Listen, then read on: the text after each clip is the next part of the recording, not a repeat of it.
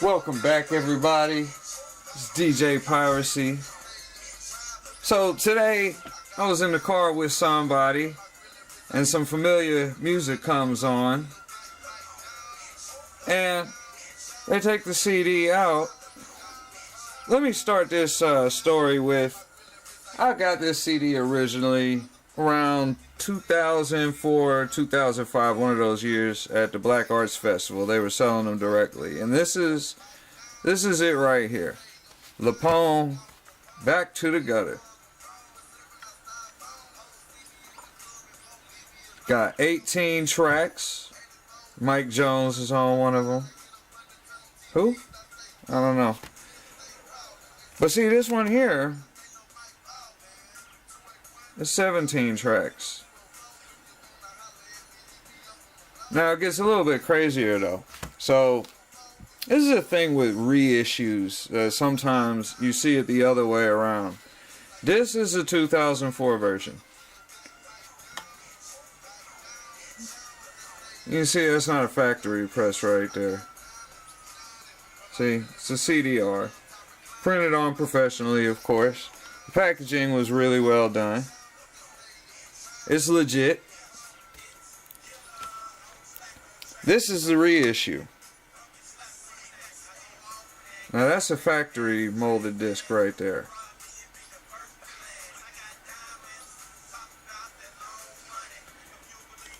Generally speaking, it's the other way around. This should be the original, and because this is what artists are doing now, is pressing CDRs, because you can get them in shorter numbers for cheap.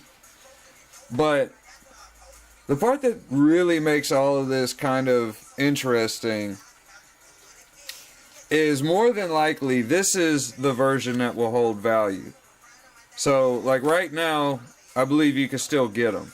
It's probably like $10, but if they still got them, which it was a recent issue, so they might still have some, because for factory discs typically it's like 1,000 or more that you get at a time.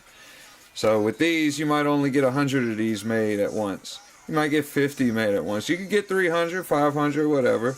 But you can do any number of CDRs because it's a easier control process. But CDRs typically don't hold value like a factory disc will, because CDRs can be forged.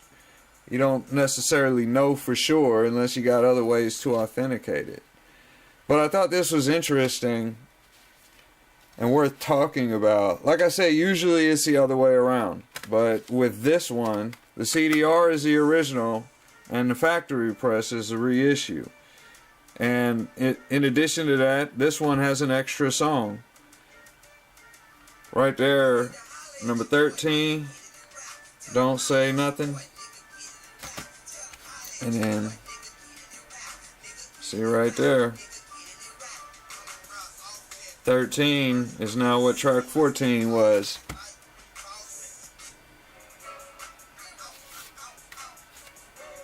So let's go ahead and compare a couple things about these while we're at it.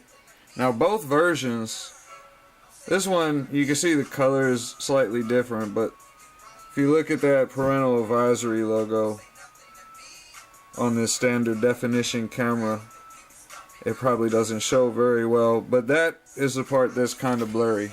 And on the reissue, it's also blurry.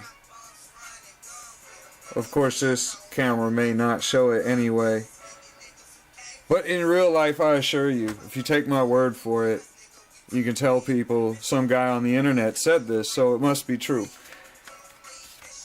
So the color is a little bit different on both of them. You see some logos are in different places. Booking info has the same numbers but printed differently. And up until track 13, track list is identical. We look at the disc printing. This one's actually kind of nice. It's silk screened on there. And then they both have the same tray art. This was a thermal print on this one. The factory disc is the silkscreen one. The quality of the audio sounds about the same.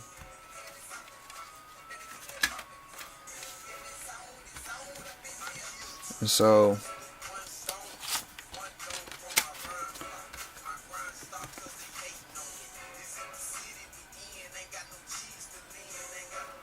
see, slight color tone difference. Image quality is roughly the same definition.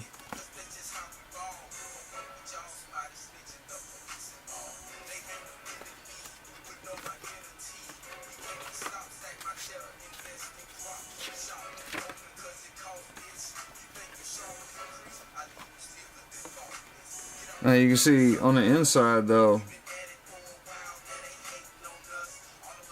track 13, track 13, they didn't correct it here.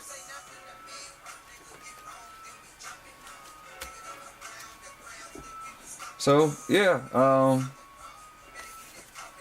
that's a Huntsville classic right there.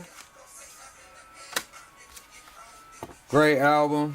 Check it out. It should be online. If it's not, you can probably find somebody selling one of the CDs online. If you can find the original version with 18 tracks, get that, because it's an extra song. Quality's the same otherwise. But try and get the factory one if you're interested in holding on to music that is going to be a good part of your collection that you can let go of at a later time and not lose your whole invested amount in it. You know, it's only $10. You might as well try and find one if you can. So anyway, check them out. Check out the whole catalog. I think they got something new coming out soon too. I don't know. If I find out, I'll share that info. Have a good day, y'all. Peace.